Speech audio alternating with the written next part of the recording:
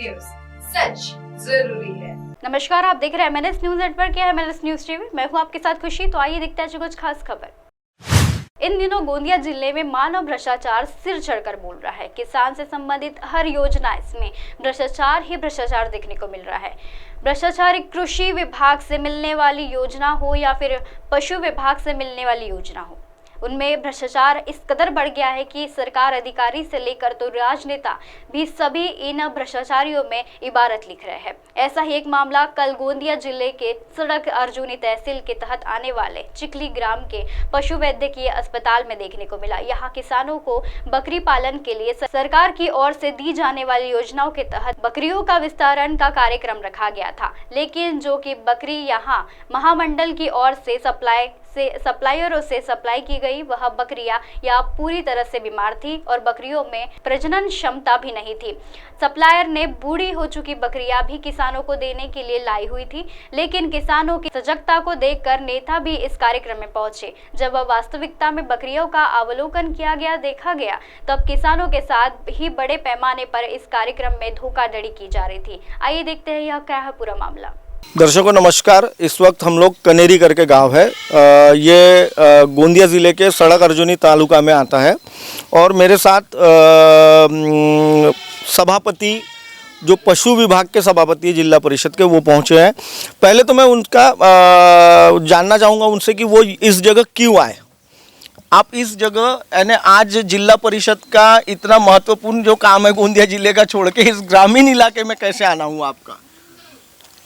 यहाँ आने का एक विशेष महत्वपूर्ण कारण ऐसा था कि पिछले 20 तारीख को यहाँ पर पे शेड़ी मेड़ी गट वाटप का ये कार्यक्रम था, तो जिसके अंतर्गत जो पुरवठा धारक जो थे और जो लाभार्थी थे काश्तकार, उनकी कुछ कंप्लेंट थी कि भाई जो शेड़ी मेड़ी वाटप जो हो रही है उसमें प्रॉपर तरीके से वाटप नहीं की जा रही है और जो दुय्यम दर्जे का जो माल है वो दिया जा रहा है। तो उसी के हेतु परस्पर यहाँ पर पे आकर के माल की साचनी करना, हमारे साथ हमारे DHO साहब भी है, पटले साहब भी है और डिपार्टमेंट के लोग भी हैं, जिला परिषद सदस्य हमारे डॉक्टर भूमेश्वर जी पटले साहब भी है।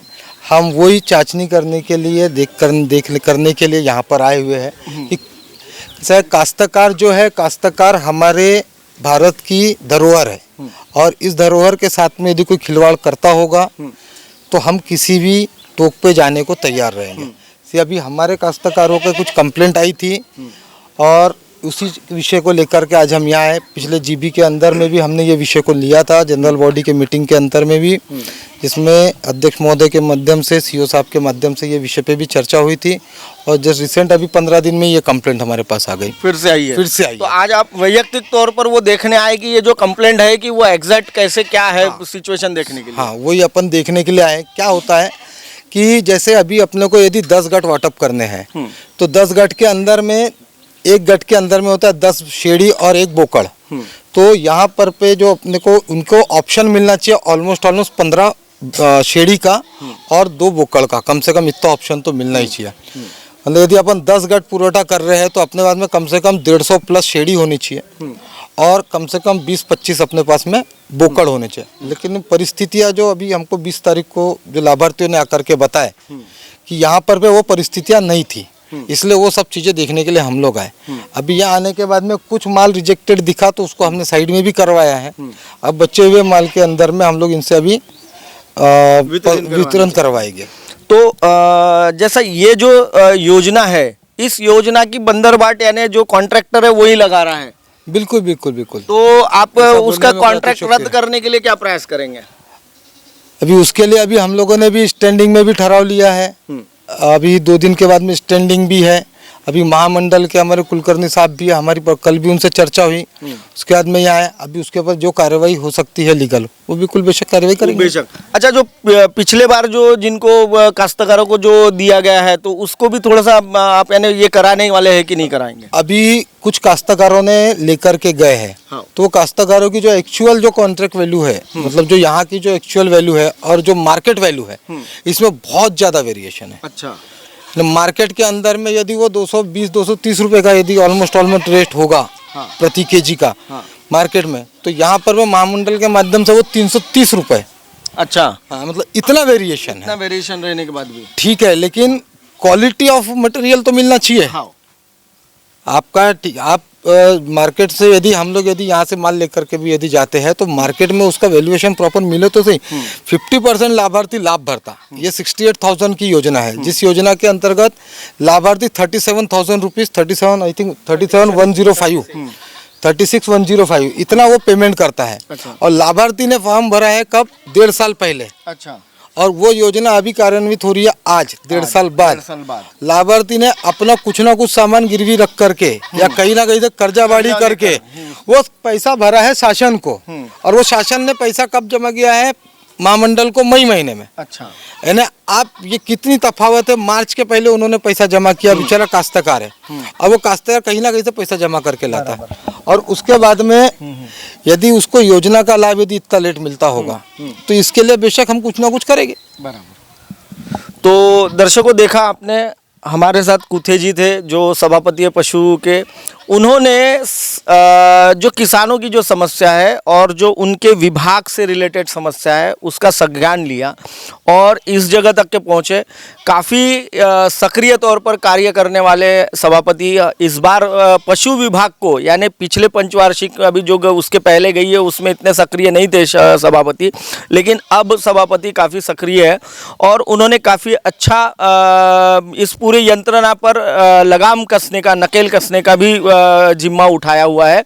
और इस ज़िले में अब मुझे ऐसा लगने लगा है कि जो किसान है जिन्हें यह बकरियां दी जाती है उनको सही मायने में अच्छी बकरियां, अच्छी गुणवत्ता वाली बकरियां और अच्छा रोजगार मुहैया होगा, ऐसा मुझे इस पूरे वाकया से नज़र आ रहा है। दर्शकों, लाभार्थी है, अभी जिला परिषद के जो सभापति है कुथे जी, उन्होंने कहा कि अभी वितरण करते हैं, लेकिन जो लाभार्थी है वो लाभार्थियों का क्या कहना है जिन्हें यह बकरियां जो आपको अभी हमने जो दिखाई थी वह बकरियां कैसे गुणवत्ता में है या नहीं है, जो सप्लायर है वो बराबर यानी सप्लायर ने लेके आया है कि नहीं लिया है, ये भी अभी जानने का प्रयास करेंगे। कैसा लगा आपको ये मटेरियल पूरा? हाँ जी, मैं कृष्ण गोपाल लांजेवार। हाँ। मैं एक लाभार्थी हूँ। हाँ। और पिछले 6 महीने पहले हमने 36,105 रुपए की डीडी भरा था। अच्छा।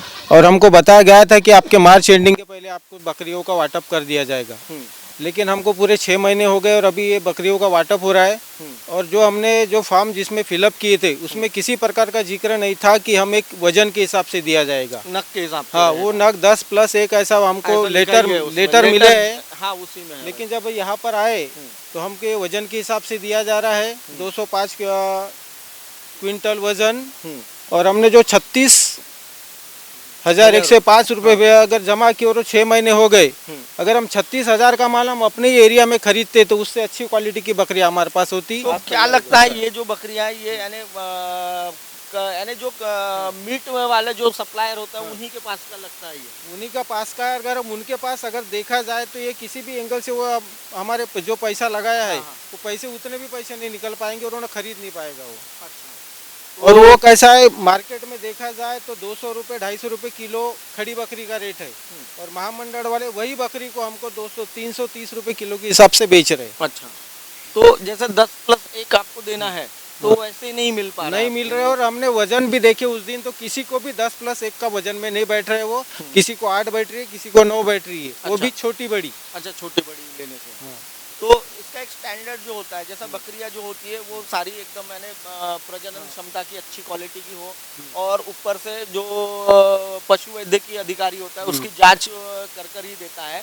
और ये सारी फॉर्मेलिटी अभी यहाँ तो दिख नहीं रही है। नहीं। मैंने अभी तक के जो देखा है ये तो कुछ नज़ारा कुछ खासा ऐसा दिखा नहीं कि जिसमें मेरे को लग रहा है कि भाई ये सारी जांच में खरी पाई गई है। अभी बकरियां जो है अच्छी प्रजाति की है, नस्ल भी इनकी इधर नॉर्मली नस्ल है। और कैसा एक जिसके पहले जो योजनाएं थी तो यही पशु संवर्धन के अधिकारी आते थे तो वो छोटी बकरियों को तो यही रिजेक्ट मारते थे कि ये आपकी बकरी सही नहीं है और तब वो शेतकरी वापस जाता था। आज वही उनसे गई बीती बकरियां शेतकरियों को सप्लाई की जा रही है।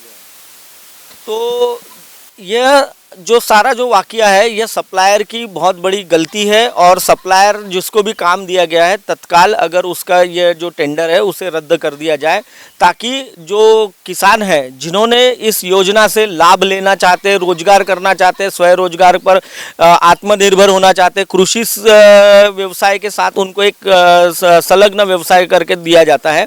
और यह महत्वपूर्ण होता है कि उनका जो दर्जा है, फाइनेंशियली दर्जा बढ़ने के लिए सरकार इतनी मेहनत करती है, लेकिन बीच में यह जो सप्लायर है, यह सप्लायर पूरी यंत्रणा को डगमा देता है, क्योंकि ज़िला प्रशासन की ओर से भी सारी यंत्रणा पर नज़र रखी गई है। लेकिन ऐन मौके पर अगर आज यहाँ ना मीडिया होता, ना ही अगर पशु जो सभापति है वो आते, तो मुझे लगता है कि शायद ये अभी तक के किसानों को ज़बरदस्ती ही दे दी गई रहती बकरियां, और जिससे किसानों का नुकसान होता, फायदा नहीं होता। पशुवैद्यकीय अधिकारियों और महामंडल के अधिकारी पशु संवर्धन विभाग से सभापति सोनू कुथे भी इस एक जगह पहुंचे, तो उन्होंने भी देखा कि यहाँ जो बकरियां है वह काफ़ी बीमार है और किसानों को ऐसी बीमार बकरियां देने ने उनको आर्थिक विकास होने की बजाय उनका शोषण होगा, किसानों को ठगने का काम कर रहे थे।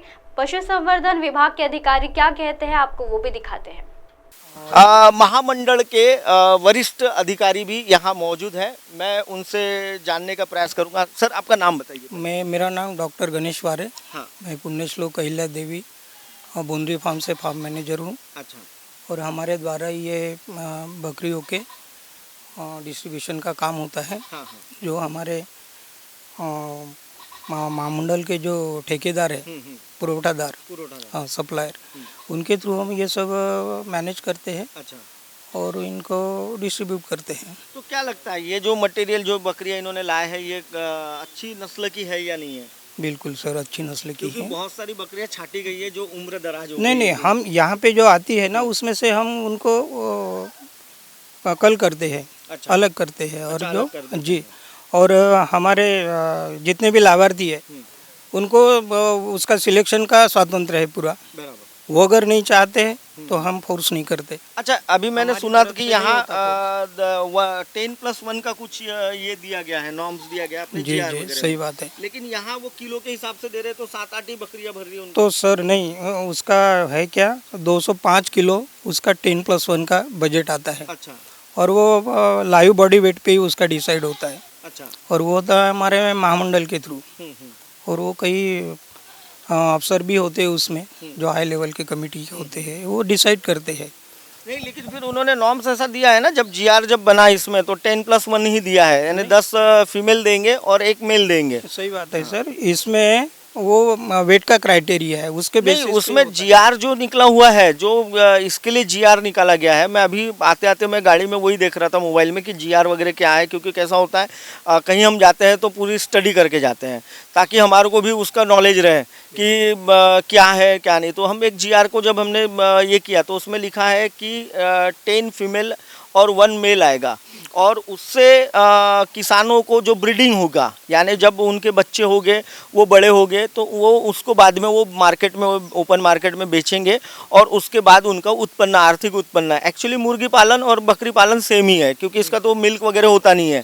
गैया का मिल्क होता है तो गैया के लिए प्रजनन के लिए नहीं दिया जाता, उसे वो मिल्क वाली गैया दी जाती है। यहाँ प्रजनन के लिए, यानी जैसा पोल्ट्री फार्म है वैसा ही गॉट फार्म होता है। तो कहने का तात्पर्य ये था कि उसमें जब नॉर्म्स में लिखा है कि 10+1, तो ये जो सारा जो प्रक्रिया है, तो उसमें अब ये वजन कहाँ से आ गया, किलो का वजन कैसे क्या आ गया? नहीं सर, वो किलो का वजन होता है, इसलिए उसको 10+1 में फाइनलाइज होता है। तो फिर 10+1 के नग के हिसाब से नग लिखा है उसमें जीआर में वजन नहीं लिखा हुआ है। जीआर में स्पेसिफिकेशन नहीं किया गया है कि वो 11 मैंने 1 फीमेल 10 फीमेल और 1 मेल का कितना होगा वजन, ये नहीं काउंट है उसमें। नग है काउंट। नग भी है सर, और वो बॉडी वेट भी है उसमें। नहीं, बॉडी वेट नहीं है ना, मैं पूरा जीआर देख लिया मैंने, जीआर का जो चौथा अ और ड भी पढ़ लिया। बॉडी वेट को हम अगर निगलेक्ट करते हैं तो वो पॉसिबल नहीं है। और लाभार्थी की क्या इच्छा होती है कि जो बड़े साइज के होते हैं, 10 यानी 11 का कितना वजन रहना चाहिए मिनिमम? कम से कम 18 किलो का होना चाहिए, 18 से लेके 20-21 तक वही रहेंगे। वजन रहेगा। जी।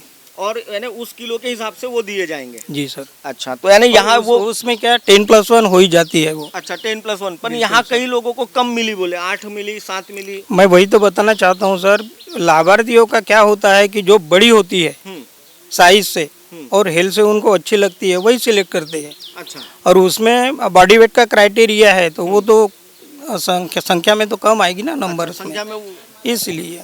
तो उस साइज का मटेरियल इनको सप्लाई करेंगे आप लोग? जी सर, जी सर। आप भी देख सकते हैं इनमें से जो स्मॉल साइज है हाँ। और उनको सिलेक्ट वैसा ही करना है, अच्छा, कम से कम, मीडियम साइज और बड़ी वाली। तो इसमें सर वो 10+1 वो आ जाएगा। बिल्कुल मैच हो जाता है। दर्शकों, ये जो पूरा है इसमें आपको वजन एक स्टैंडर्ड साइज में दिया गया है। 10 से 11 जो पीस होते हैं वो किसानों को देने का एक स्टैंडर्ड वेट रखा गया है 18 से 20 किलो के दायरे में, और उस दायरे के हिसाब से उनकी संख्या उतनी ही आती है। अगर वो ज़्यादा वजन की अगर लेते हैं तो उनकी संख्या कम होती है, ऐसा हमें खुद महामंडल के अधिकारियों ने बताया हुआ है। सर, नाव सांगा आपला? मी डॉक्टर कांतीलाल पटले, जिल्हा पशुसंवर्धन अधिकारी, जिल्हा परिषद गोंदिया। हां, हे 10+1 SCP OTSP योजनेअंतर्गत आणि नाविन्यपूर्ण योजनेअंतर्गत 10+1 युनिट वाटण्याची योजना आहे। त्यासाठी लाभार्थ्यांना म्हणजे SC ST साठी 75% अनुदान असते आणि नाविन्यपूर्ण योजनेअंतर्गत 50% अनुदान असते। यामध्ये 10+1 बकरी वाटप करण्याची ही योजना आहे। महामंडळाकडून बकऱ्या वाटप करण्यात यावे असे शासन GR मध्ये आहे। तर महामंडळानं जे कॉन्ट्रॅक्ट जो काही घेतला आहे, दिलेला आहे कंत्राटदाराला, त्याला बकऱ्या सप्लाय करण्याचा साठी म्हणजे टेंडर किंवा त्याला अपॉइंट केलेलं आहे। त्या यांनी म्हणजे सप्लायरनी 18 ते 20, 20 ते 22 ह्या रेंजच्या बकऱ्या आपल्याला पाहिजे आहेत, जेणेकरून त्या किलोमध्ये तेवढ्या बसतील। आणि हे ब्रीडिंग पर्पजसाठी आहे। कसं मार्केट रेट आणि यांचा रेट हे तुलना करणं थोडंसं कठीण आहे, कारण की हा ब्रीडेबल स्टॉक असल्यामुळे जो कटाईला माल जातो त्याचा रेट कदाचित कमी असेल।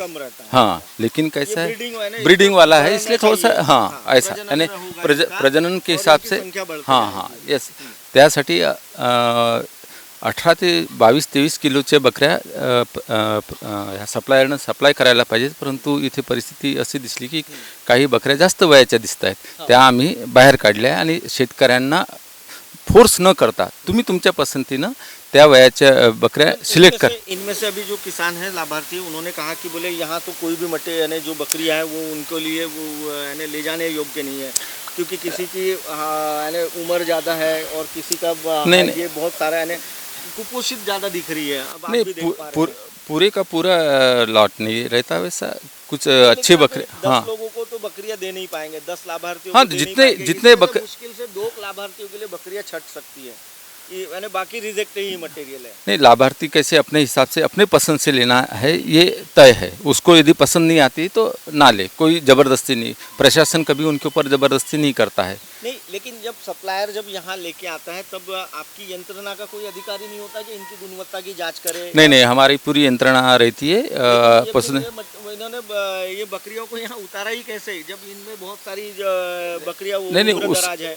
नहीं उसका प्रजनन क्षमता नहीं होगी कहीं इसकी? नहीं, प्रजनन क्षमता है, प्रजनन क्षमता नहीं है ऐसी बात नहीं है। कुछ बकरियाँ है, जो ये बकरी है हाँ। या फिर वो बकरी है हाँ। ये कैसे अच्छी बकरियाँ है, कोई इसमें ये नहीं है। हाँ, कुछ बकरियाँ खराब है जो हमने अभी बाहर अलग छाट कर निकाले हैं, और अब लाभार्थी को यहाँ से सिलेक्ट करना है, जो उनके पसंद से, उनके हिसाब से जैसी भी उनको पसंद आती है वो बकरियाँ सिलेक्ट करना है। अल्टीमेट एम हमारा ऐसा है कि किसानों को ये योजना से लाभ हो, घर में ले जाने के बाद में उसके बकरी प्रजनन करे और बच्चे पैदा कर उसको बेचकर उसके आर्थिक उन्नति हो। अभी हमने इस बारे में हमारे माननीय सभापति महोदय और मेरे तालुका लेवल पर भी कुछ तकरार आई थी, तो हमने महामंडल को इस बात में पूरा अवगत कराया, और महामंडल कॉन्ट्रैक्टर है उसको कहीं ना कहीं इसका हर्जाना तो भरना ही पड़ेगा ना? नहीं, कॉन्ट्रैक्टर को उन्होंने महामंडल ने भी उनको सख्त ताकीद दिया है कि यदि ऐसा होगा तो तुम्हारा टेंडर रद्द किया जाएगा करके। तो इस तरह से उनके तरफ से भी कार्रवाई चालू है। हाँ, तो दर्शकों, अभी आपने देखा कि भाई जिस तरीके से ये जो बकरियों का सप्लायर है उसकी कंप्लेंट महामंडल को भी हो चुकी है और बहुत जल्द यह जो पूरा जो सप्लायर का जो कॉन्ट्रैक्ट है उसे रद्द करने का सभी लोगों ने प्रयास किया हुआ है। बने रहिए MNS न्यूज़ पर। आज के लिए बस इतना ही। कल फिर मिलूंगी इसी समय इसी जगह। तब तक के लिए बने रहिए MNS न्यूज़ नेटवर्क के साथ। नमस्कार।